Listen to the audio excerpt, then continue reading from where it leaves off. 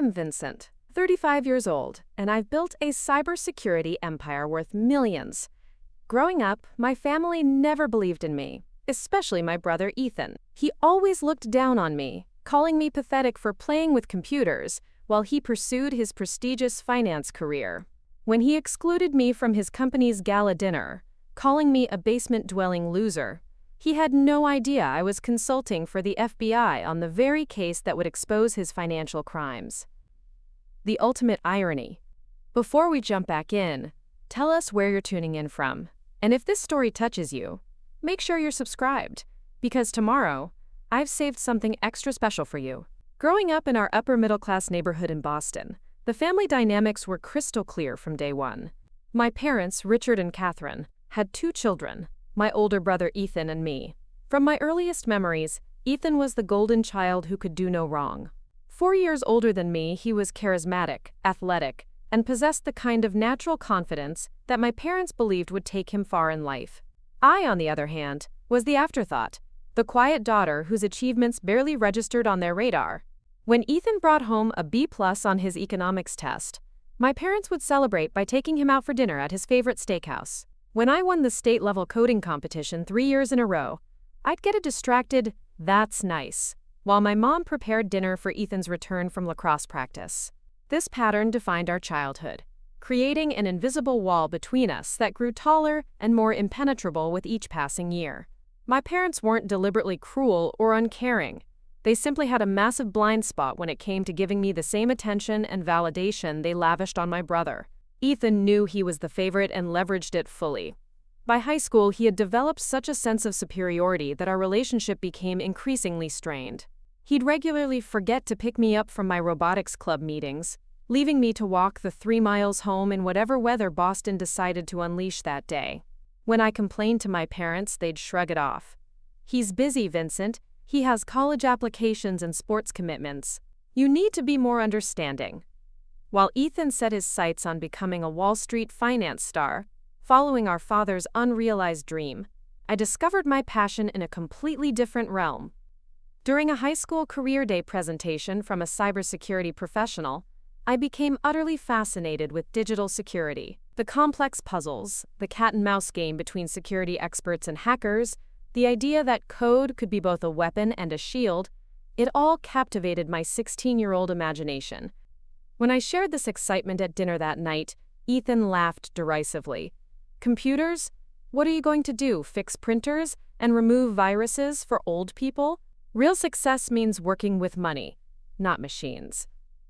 My parents chuckled along with him, and the conversation quickly returned to Ethan's acceptance into an Ivy League business program. The seed had been planted, though, and despite the lack of nurturing from my family, it would grow stronger than anyone could have imagined.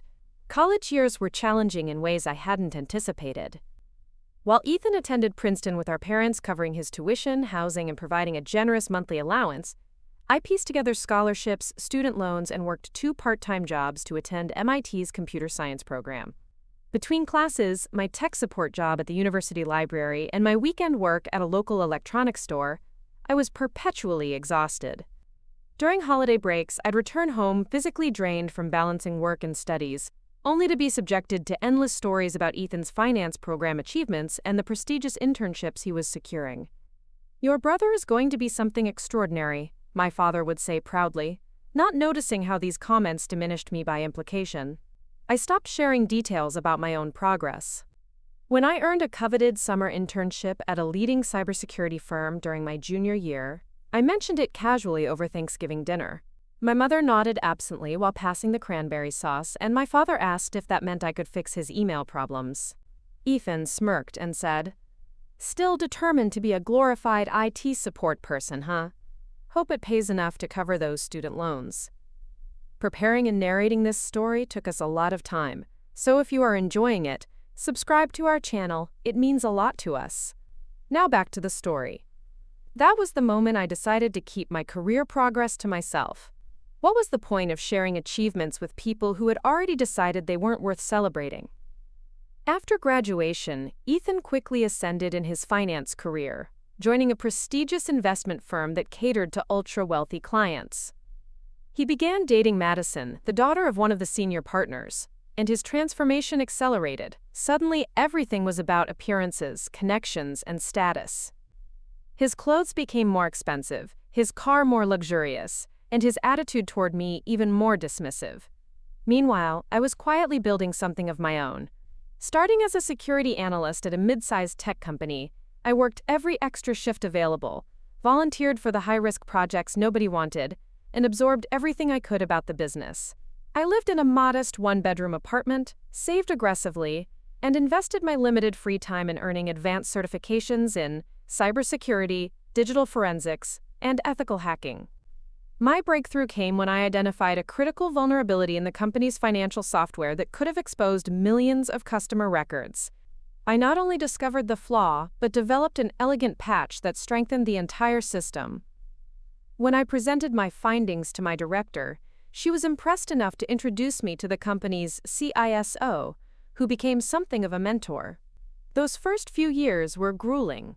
I worked 16-hour days, dealt with constant security threats, evolved my skills to match new hacking techniques, and pushed myself beyond what I thought possible. But gradually, through demonstrated expertise and innovative solutions, I began to build a reputation in cybersecurity circles as someone who could solve problems others couldn't even properly identify. By my 29th birthday, I had started my own cybersecurity consultancy, SecureFrame, focusing on financial institutions and their unique security challenges. By 31, I had a team of 20 elite security experts and contracts with 3 major banks. Now at 35, my company was valued at over $75 million, with offices in Boston, New York, and San Francisco, serving Fortune 500 companies, government agencies, and even providing specialized training to law enforcement. Through it all, my family remained oblivious to my success, not because I was deliberately hiding it, but because they never asked. Our conversations during increasingly rare family gatherings remained superficial, with the spotlight always on Ethan and his rising status in the financial world. When they did ask about my work, they did so with the patronizing tone one might use to humor a child's make-believe game. "Still doing that computer thing?" my father would ask. "Yes, Dad." "Still doing that computer thing?" I would reply, not bothering to explain that computer thing had made me wealthy beyond anything they could imagine. Ethan, now a senior investment advisor at his firm, had become almost unbearable in his condescension. He had married Madison in a lavish ceremony at the Plaza Hotel that I was invited to only after my mother insisted. His social media was filled with photos of charity galas, golf outings with CEOs and politicians, and vacation snapshots from exclusive resorts. What none of them knew was that I had been contracted to secure the networks of several of those very resorts, or that a few of the politicians Ethan proudly posted selfies with had personally thanked me for identifying critical vulnerabilities in government systems. The irony wasn't lost on me, but I had long since stopped seeking validation from my family.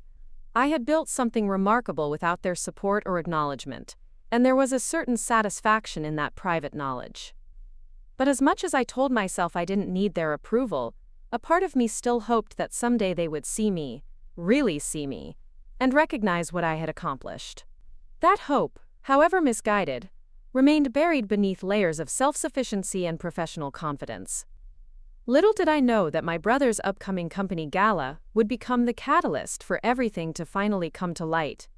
The thick, cream-colored envelope arrived at my office on a Wednesday morning, embossed with the logo of Ethan's investment firm, Westfield Capital. I felt a surprising flutter of curiosity as I opened it. Despite our distant relationship, these occasional glimpses into my brother's world still held a certain fascination. The invitation was impressive, heavy cardstock with silver foil detailing. "Westfield Capital celebrates 50 years of excellence," the headline announced, followed by details for their black tie anniversary gala at the Ritz-Carlton, Boston. I scanned the information. Cocktails, dinner, dancing, and awards. As a family member of a senior advisor, I was being invited to attend. For a moment, I considered going. Perhaps this could be an opportunity to reconnect with Ethan on more equal footing, to share some of my recent successes in a setting where he might actually be impressed. But as I flipped the invitation over, I noticed a handwritten note from my brother. "Vincent, Mother insisted I send this. Don't feel obligated to attend. These events are for sophisticated financial professionals and their significant others. Probably not your scene. The dismissive tone was unmistakable. After all these years, he still saw me as his awkward little sister who didn't belong in his polished world. I sat back in my chair, the invitation dangling from my fingers, and felt a familiar mix of hurt and frustration. Even now, when I led a team of 50 elite security professionals and had built a multi-million-dollar company, I was still invisible to him. I considered not responding at all, but something compelled me to pick up my phone.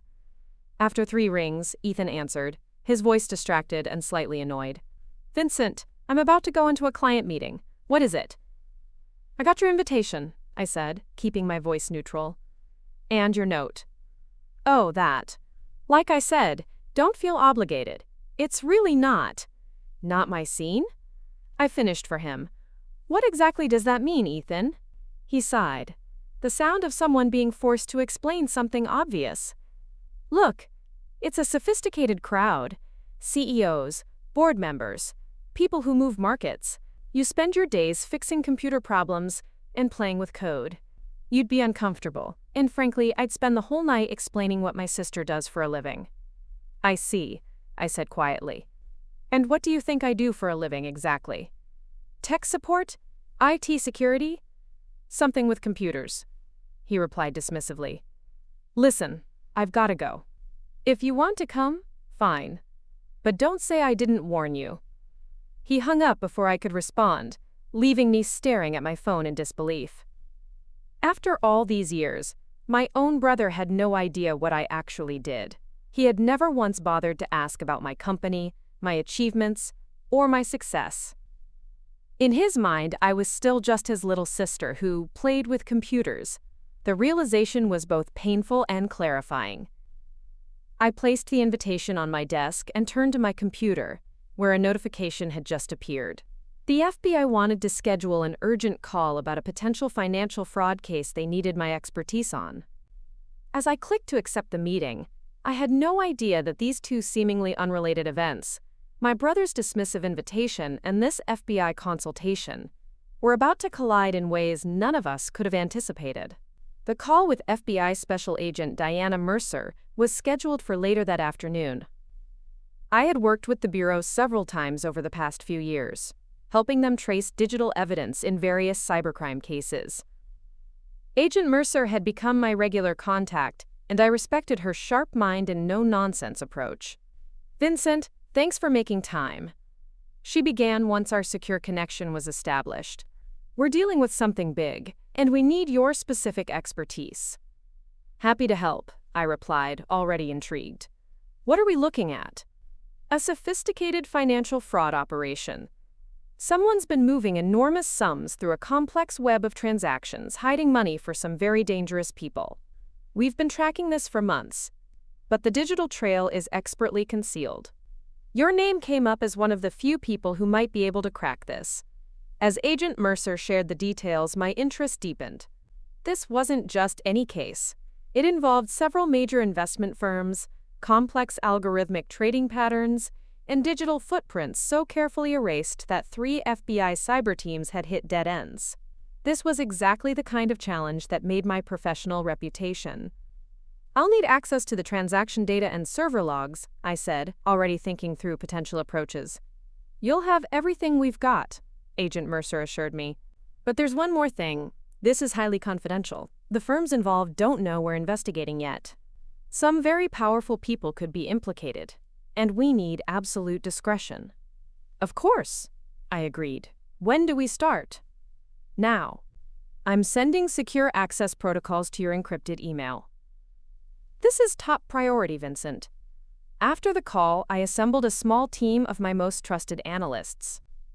Without revealing the FBI connection, I presented it as a special security audit project with the highest confidentiality requirements. For the next 2 weeks, we dove deep into the labyrinth of financial data, transaction records, and digital communication trails. The work was painstaking and complex, requiring both technical expertise and an understanding of financial systems that few security specialists possessed. This combination, cybersecurity knowledge and financial system insight, was precisely what had made my company so successful and why the FBI had sought me out specifically. Late one night, as I was working alone in my office, I finally found a pattern, a signature in the code that tied together seemingly unrelated transactions. Following this digital breadcrumb trail, I began to unravel an elaborate scheme involving artificial intelligence-driven trading algorithms designed to conceal money laundering activities. Whoever had designed this system was brilliant, but they had made one tiny mistake, a recurring timestamp anomaly that appeared in microsecond intervals. As I traced the transactions back to their source, a cold realization washed over me. The technical signatures pointed to a specific trading platform, one used exclusively by Westfield Capital, my brother's firm. And the timestamp patterns matched the exact methodology described in an academic paper published 7 years earlier by a finance graduate student named Vincent. I sat back in my chair, the implications hitting me like a physical blow. My brother might be directly involved in one of the largest financial fraud schemes the FBI had ever investigated. For hours, I double and triple checked my findings, looking for any alternative explanation. But the evidence only grew stronger. The sophisticated system had my brother's digital fingerprints all over it. The next morning, I requested an urgent secure call with Agent Mercer. "I've found something," I began cautiously. "But there's a complication." "What kind of complication?" she asked. I took a deep breath. "The fraud trail leads directly to Westfield Capital." "The investment firm?" "That's major, but not entirely surprising. They've been on our radar." "What's the complication?" "My brother is a senior advisor there," I admitted. Vincent." There was a long pause on the line. "I see. Does he have the technical capabilities to design the system we're looking at?" "Yes," I replied, my voice tight. "In fact, the methodology matches a paper he published years ago. I can't definitively say he's involved, but the evidence points in his direction." Agent Mercer finished. "Vincent, I need to ask, can you remain objective on this case? Because if not, we need to know now." It was a fair question, and one I had been wrestling with all night. My relationship with Ethan had always been strained, but he was still my brother. Yet I had built my career and reputation on professional integrity. The idea of compromising an investigation, or worse, helping conceal criminal activity, was unthinkable. "I can remain objective," I said finally. "And I want to continue with the investigation. But I thought you should know about the potential conflict." "I appreciate your transparency," Agent Mercer replied. "We'll proceed, but with additional oversight. I need you to document everything meticulously and avoid any contact with your brother or anyone at Westfield until we tell you otherwise." I agreed to these terms, and over the next week, we continued to build the case. The evidence grew stronger, revealing a scheme that had laundered over $2 billion for various criminal enterprises, all hidden behind legitimate-looking trading activities. And at the center of it all was a custom algorithm that bore all the hallmarks of my brother's work. As we neared completion of our analysis, Agent Mercer informed me that the FBI was preparing to move on Westfield Capital. "We'll be executing search warrants next Friday," she said. "All electronic devices, servers, everything. The case is solid, thanks largely to your work." I nodded, a complicated mix of emotions churning inside me, professional pride and cracking. Such a complex case warred with personal dread about what this meant for my brother and my family. "There's one more thing," Agent Mercer added. "Is there any event where most of Westfield's leadership will be gathered in one place soon? It would make our operation more efficient." And that's when I remembered the 50th anniversary gala, the event my brother had so dismissively suggested I skip because I wouldn't fit in with his sophisticated crowd. "Actually," I said slowly, "there is. They're having their anniversary gala next Friday night. All the senior staff will be there." Agent Mercer nodded thoughtfully. "Perfect timing. Vincent, I know this is difficult given your family connection, but your work on this case has been invaluable. Financial crimes like these aren't victimless. They fund dangerous organizations and hurt countless people. I understand, I replied. I'll send you the details of the gala. After we disconnected, I sat at my desk for a long time, staring at the Westfield Capital invitation that still lay where I'd left it 2 weeks earlier. With a sudden decision, I picked up my phone and sent a text to Ethan. Changed my mind about the gala. I'll be there. His reply came an hour later. Whatever. Just try to dress appropriately. And don't spend the night talking about firewalls and viruses. This is important for my career. If only he knew just how important that night would truly be. Not just for his career, but for his freedom. As I placed the phone down, I felt no satisfaction. Only a profound sadness that it had come to this. But some part of me also felt a grim determination. For years, Ethan had looked down on me, dismissed my work, and treated me as lesser. On Friday night, he would finally discover who his little sister had really become. The journey that led me to becoming the owner of a multi-million-dollar cybersecurity firm began far from the luxury and comfort I enjoy today. 10 years ago, I was just another MIT graduate with student loans and big dreams, desperate for a foothold in an industry dominated by men twice my age, with connections I could only dream of. My first job was as a junior security analyst at DataShield Technologies, a mid-sized tech company that served businesses across New England with a small team of overworked IT professionals. My desk was a metal folding table wedged between server racks in a windowless room at the company's outdated office building. My starting salary barely covered my apartment rent and ramen noodle diet. But I was in the industry, and that was what mattered. What my family never understood, what they never bothered to ask about, was how completely I threw myself into learning every aspect of cybersecurity. I volunteered for the overnight shifts monitoring security alerts that nobody wanted. I spent weekends in the office running penetration tests, analyzing malware, and building defense systems. I befriended senior engineers who taught me about network architecture, threat intelligence analysts who explained attack vectors, and former hackers now working as security consultants who shared insights on everything from social engineering to zero-day exploits. 6 months in, I caught a lucky break. Samantha Chen, the brilliant but demanding Chief Information Security Officer, found me working alone at 2 a.m., redesigning the company's outdated intrusion detection system, while simultaneously creating documentation that the company desperately needed but had never prioritized. "What exactly are you doing here at this hour, Vincent?" she demanded, arms crossed as she stood in the doorway. I explained my project, showing her how my proposed system would detect sophisticated attacks that were currently slipping through our defenses, potentially saving the company millions in prevented breaches. She listened silently, expression unreadable beneath her sharp-framed glasses. The next day, she called me into her office and offered me a position on her elite security response team. The salary increase was modest, but the real value was priceless. A front-row seat to learning from someone with legendary status in cybersecurity circles. Samantha became the mentor my parents never were, tough but fair.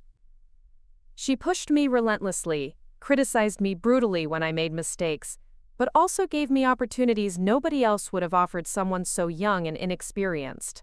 "You have something most security specialists lack, Vincent," she told me once after I had worked 80 hours straight to contain a ransomware attack that had nearly crippled one of our major clients. "You can see the attack patterns while also understanding the human psychology behind them. That combination is rare and valuable." Under her guidance, I learned not just about cybersecurity techniques but about business strategy, client management, and team leadership. When Samantha left to join a major tech company 2 years later, she recommended me as her replacement, a stunning vote of confidence that both terrified and exhilarated me. The company executives were skeptical.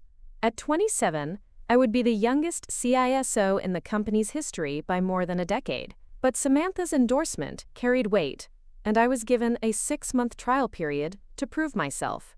Those 6 months transformed my career.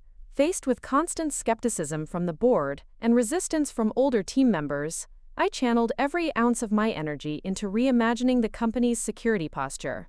I implemented AI-driven threat detection systems, rewrote security protocols, and personally led the response to a sophisticated attack that targeted several companies in our industry. When others fell victim, we stood strong, the only company to successfully repel the attackers. By the end of my trial period, I had earned both the board's respect and my team's loyalty. My position was confirmed with a substantial salary increase and expanded responsibilities.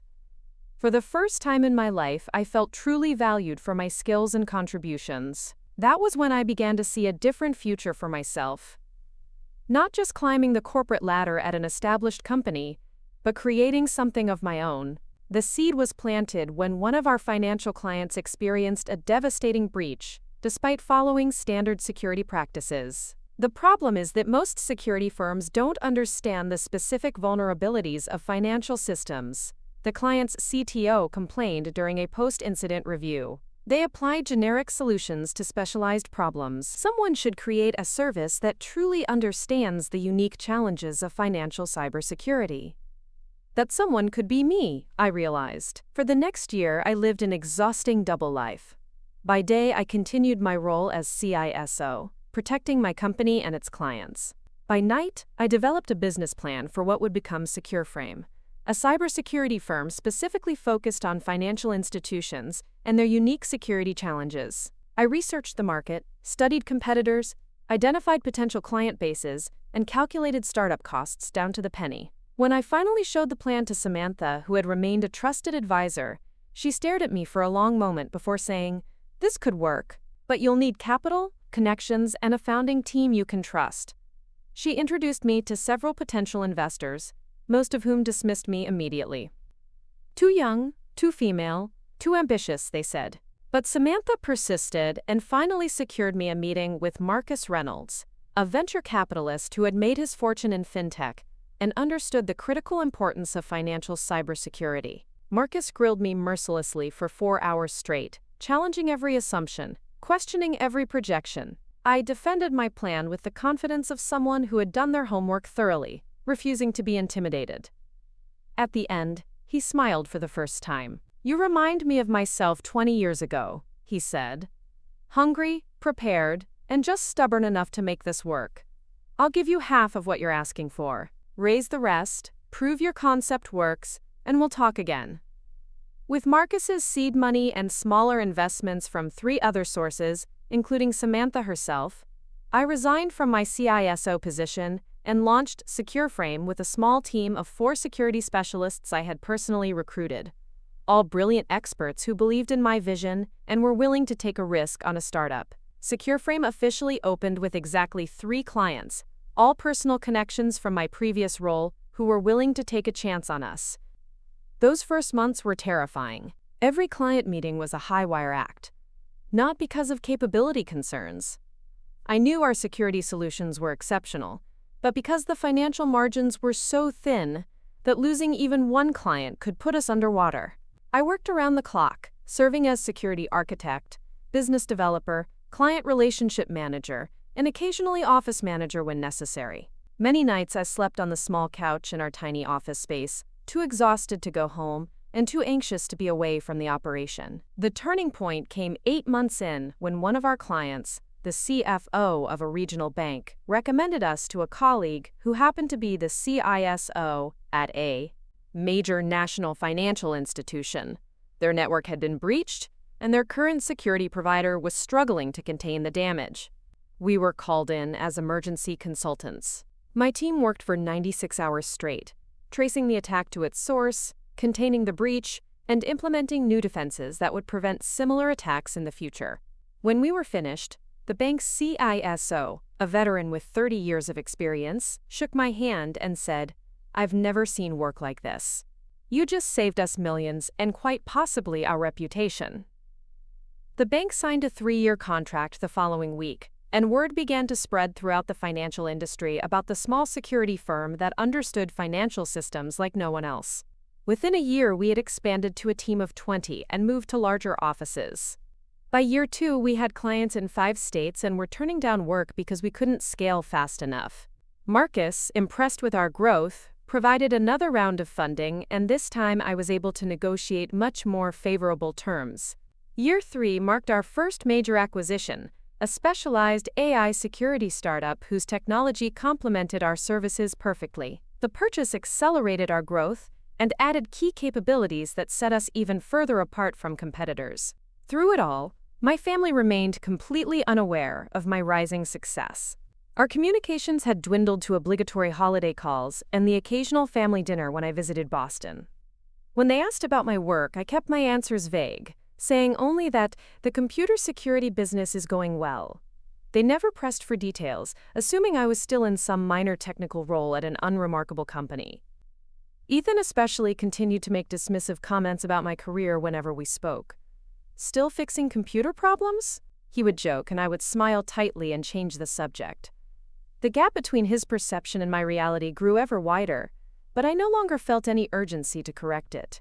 By my 33rd birthday, SecureFrame had grown into one of the premier cybersecurity services in the country for financial institutions. We operated offices in 3 cities, employed over 70 security specialists, and counted among our clients some of the most powerful banks, investment firms, and financial service providers in the world. Our reputation for understanding both cybersecurity and financial systems commanded premium prices, and our profit margins reflected it. I had moved into a stunning downtown Boston penthouse with panoramic views of the harbor.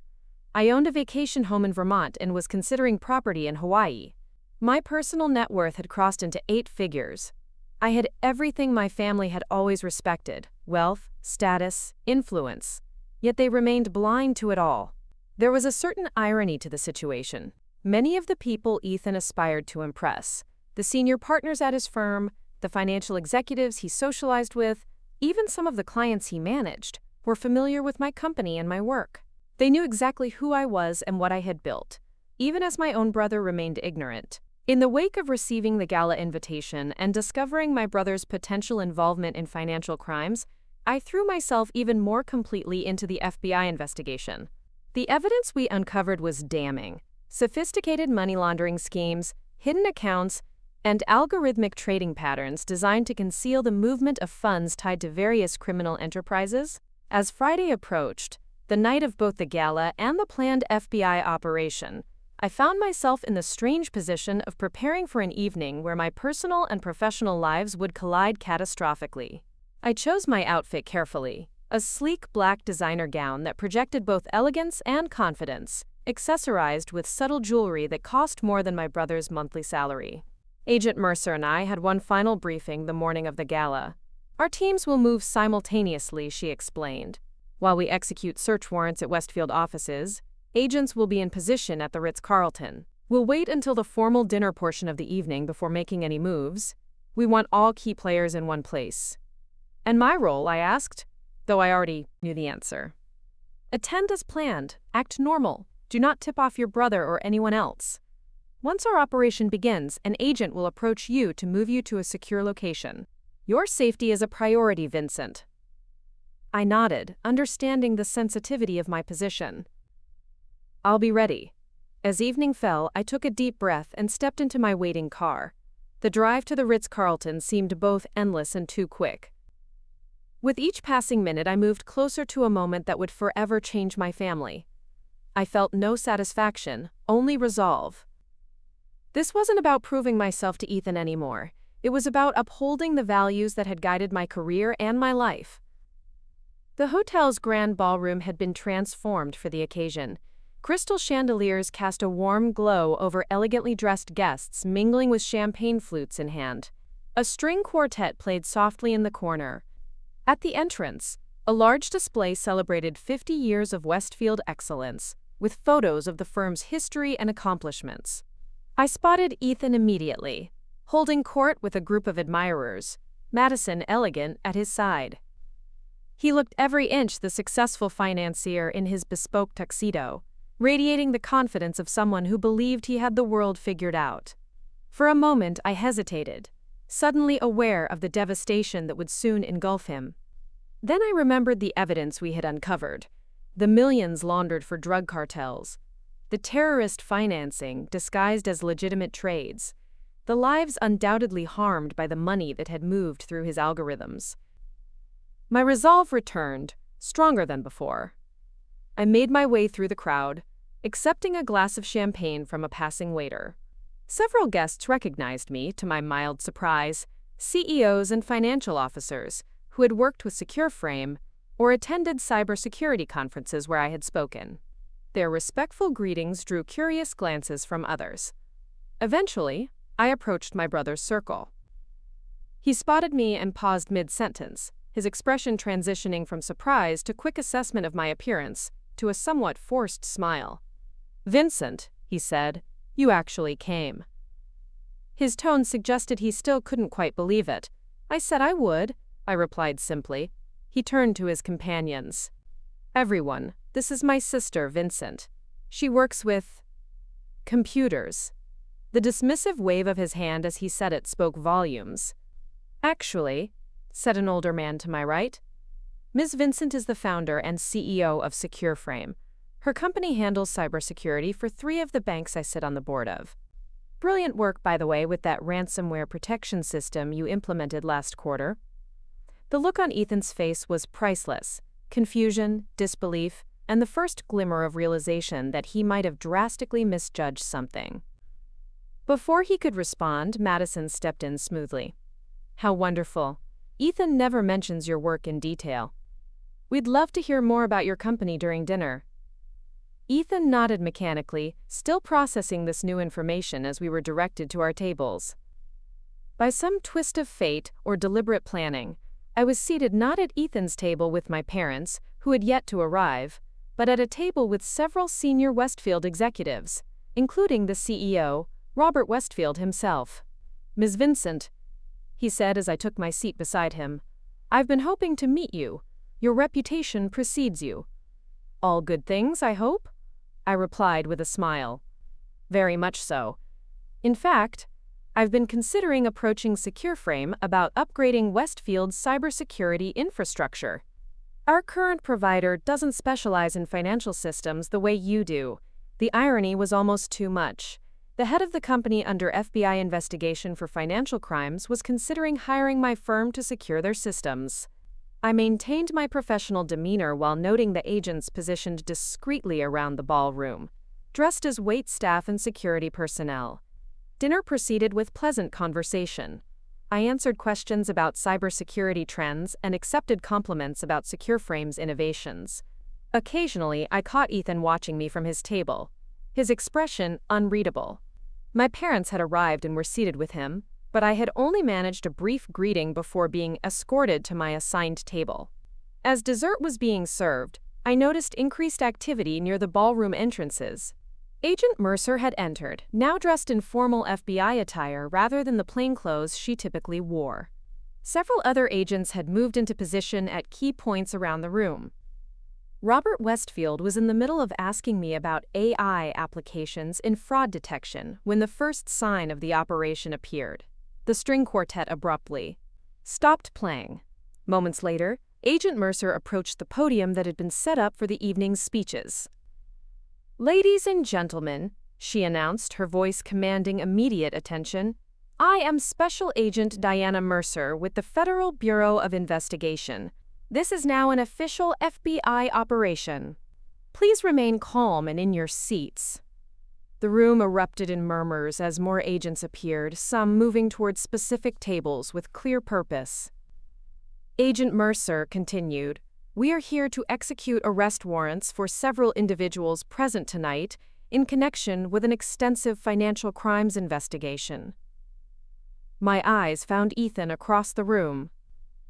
The color had drained from his face as he watched agents approaching his table, and several others where senior Westfield executives sat. His eyes darted around the room frantically until they locked with mine. In that moment, something seemed to click for him, a sudden, terrible understanding. An agent approached my table. "Ms. Vincent, if you would come with me, please." Robert Westfield looked at me in confusion as I stood. "You're involved with this?" "Not in the way you think," I replied quietly. As the agent escorted me toward a side exit, I passed close to Ethan's table. He reached out suddenly, grabbing my arm with enough force to make me wince. "You?" he hissed, his face contorted with rage and disbelief. "You did this? Your pathetic computer games were actually—" "Sir, release her immediately," my escort interrupted, moving between us. Ethan let go, but his eyes remained fixed on mine. "My own sister," he said, his voice breaking with anger and betrayal. "All these years I thought you were nothing. Just a nobody playing with computers. And now you've destroyed everything." Before I could respond, 2 agents approached him. "Ethan Vincent, you are under arrest for conspiracy to commit money laundering, wire fraud, and providing material support to criminal organizations. You have the right to remain silent." The last image I had as I was led from the ballroom was of my brother being handcuffed, our parents watching in shocked horror, and Madison collapsing into her chair, hands covering her face. It wasn't satisfaction I felt in that moment, only a profound sadness that it had come to this, mixed with the quiet certainty that I had done what was right. In a private hotel room that had been secured for the operation, Agent Mercer debriefed me. "You did well," she said. "The arrests are proceeding smoothly. We've already secured the evidence we need from Westfield's servers." "My brother?" I asked quietly. "The evidence against him is substantial," she replied, her tone gentle but direct. "His algorithm was at the center of the entire operation. Whether he was a knowing participant or was manipulated by others will be determined during the investigation. But he's facing serious charges either way." I nodded, the weight of the evening settling heavily on my shoulders. "And my parents?" "They're not implicated in any way. An agent is speaking with them now, explaining the situation. They've been told you're safe and will contact them soon." As I sat in that hotel room, surrounded by FBI agents coordinating one of the largest financial crime busts in recent history, I reflected on the strange journey that had brought me here. The quiet girl whose achievements had been dismissed had become the woman whose expertise had unraveled a criminal enterprise. The sister who wasn't sophisticated enough for her brother's world had just revealed its corrupt foundation. The family that had never seen my potential was about to discover exactly who I had become. Not in the way I might have once imagined, but in a moment of truth that would forever change all of our lives. The aftermath of the FBI operation at the Westfield Capitol Gala unfolded with the relentless intensity of a tsunami. By morning, the arrests dominated financial news headlines across the country. Major investment firm implicated in billion-dollar money laundering scheme. FBI arrests top executives at gala event. Westfield Capitol scandal rocks financial world. I watched the coverage from my penthouse, a strange numbness settling over me as reporters breathlessly detailed the months-long investigation and sophisticated cyber forensics that had led to the arrests. None mentioned my role or the personal cost of my involvement, which was exactly as it should be. The FBI had been meticulous about protecting my identity as a key consultant in the case. Around noon, Agent Mercer called with an update. "Thought you'd want to know. We've secured cooperation from 3 mid-level executives. They're confirming everything we suspected about the operation and your brother's role in it." "And what was his role exactly?" I asked, the question that had been haunting me since the investigation began. She hesitated. "Vincent, I shouldn't be sharing this much, but given your contribution and personal stake, your brother was more than just involved. He was the architect of the entire system. The trading algorithm wasn't just built on his academic work, he actively designed it to hide illegal transactions. The evidence suggests he's been doing this for at least 5 years. The confirmation hit harder than I expected. Some part of me had hoped that Ethan had been manipulated or coerced, that he had created a system others had corrupted. But the truth was simpler and darker. My golden child brother, always so proud of his moral superiority, had deliberately built tools to serve criminal enterprises. "Has he said anything?" I asked. "Not yet. He's lawyered up, of course. But with what we have, and the cooperating witnesses, he's facing 20 years minimum." After we disconnected, I stood at my window overlooking Boston Harbor, watching boats cut white paths through the blue water. For years, I had craved my family's recognition, had secretly fantasized about moments when they would finally see my success and acknowledge my worth. Now that moment had come in the most devastating way possible. My phone had been flooded with messages since the previous night, from colleagues, clients, friends, checking if I was okay after seeing the Westfield news. But nothing from my parents. I wasn't surprised. They were undoubtedly reeling from the public arrest of their perfect son, their world turned upside down in a single evening. Around 3 that afternoon, my doorman called up. "Ms. Vincent, your parents are here. They're quite insistent on seeing you." I closed my eyes briefly, centering myself. Send them up. The elevator doors opened to reveal 2 people who seemed to have aged years overnight.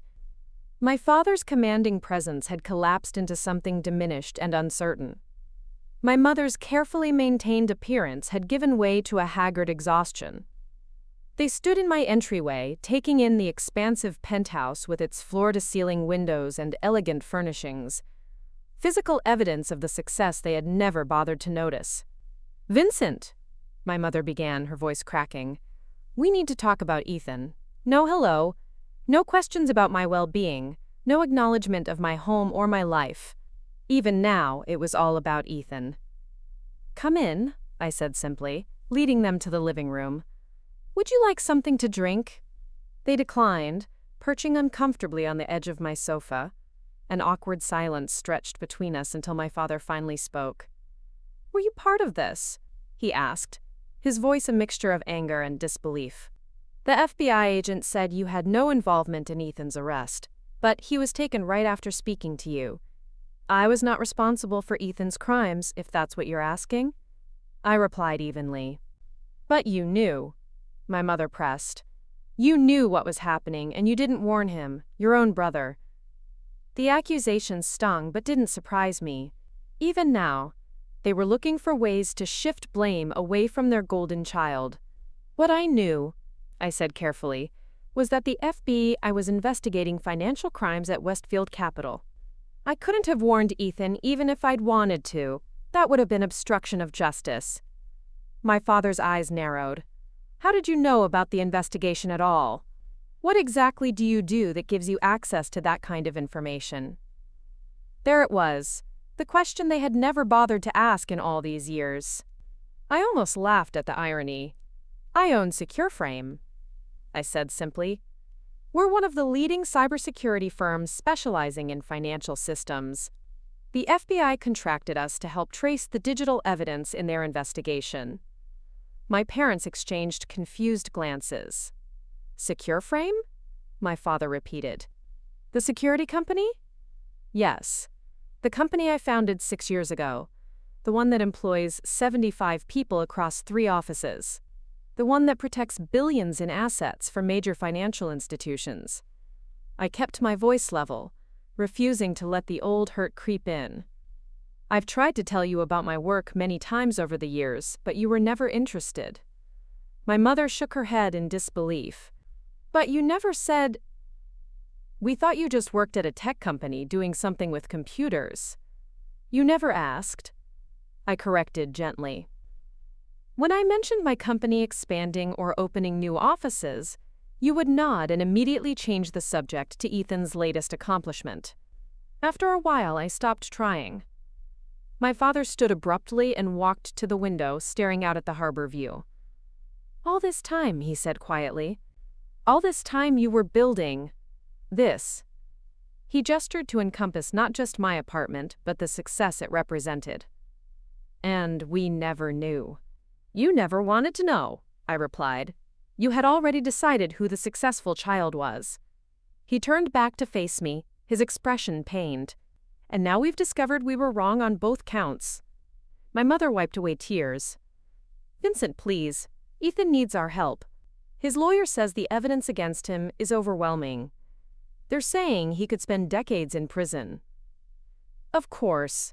They hadn't come to reconnect with me or understand my life. They had come to enlist my help in saving Ethan.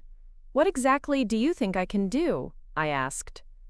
"You know these FBI people," my father said, a note of desperation in his voice. "You understand the technical details they're using against him. Surely you could explain that his system was misused by others, that he didn't intend." "Stop," I interrupted, holding up my hand. "You don't understand what you're asking. The evidence isn't just technical. There are witnesses, documentation, money trails.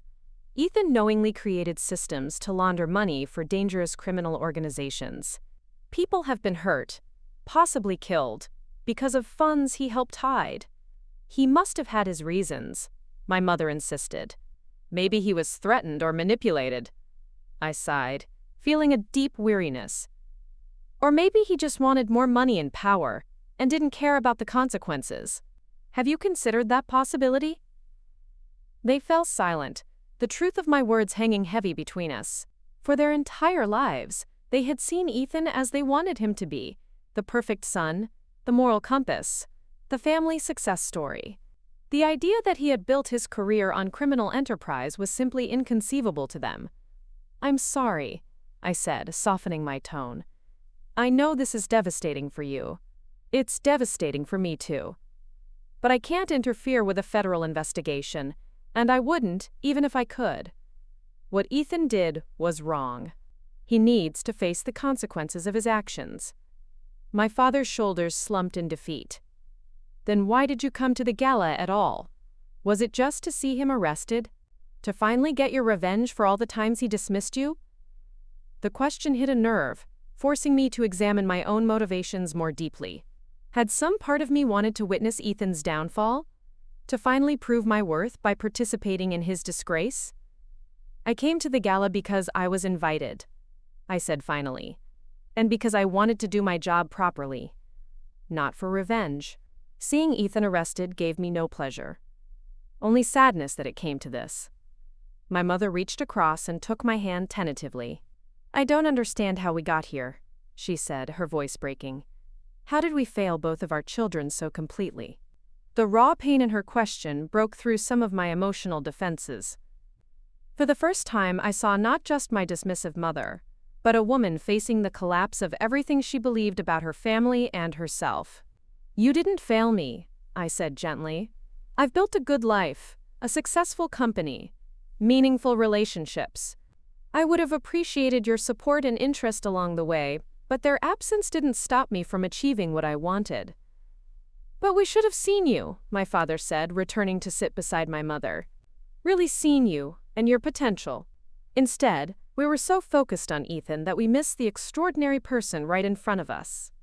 I nodded, acknowledging the truth of his words. "And perhaps if you had been less focused on Ethan's external achievements, you might have noticed the warning signs in his character. The entitlement. The belief that rules didn't apply to him. The willingness to step on others to get ahead." They winced, but didn't contradict me. We sat in silence for several minutes, each lost in our own thoughts about the past, and how differently things might have been. Finally, I stood. "I can't help Ethan escape consequences. But I can recommend an excellent attorney who specializes in financial crimes. And I can promise to be there for both of you through whatever comes next." My mother looked up, surprised. "You would still want a relationship with us? After how we've treated you?" "Family is complicated," I replied.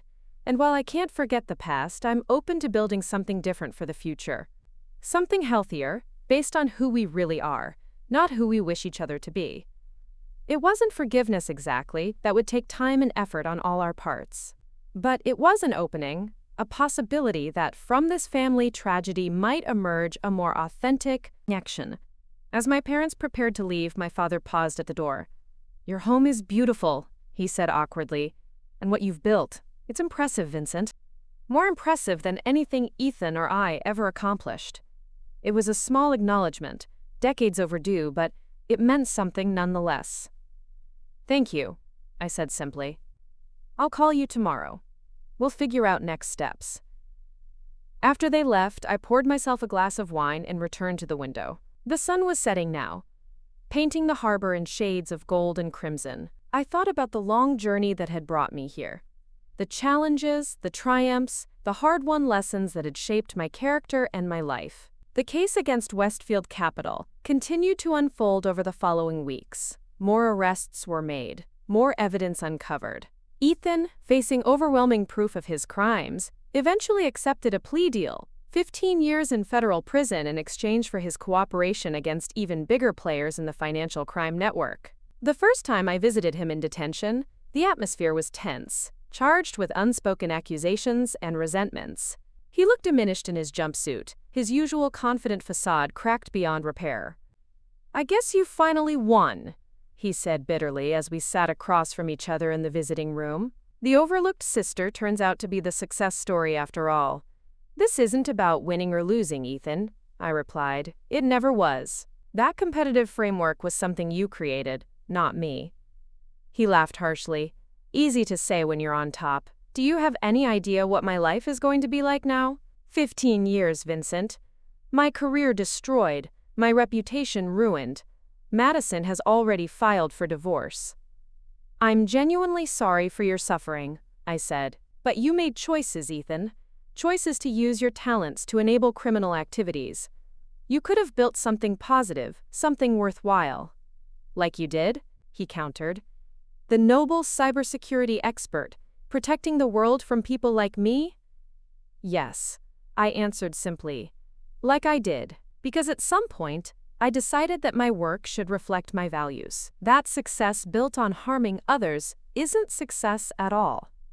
Something shifted in his expression then, a flicker of recognition, perhaps even respect.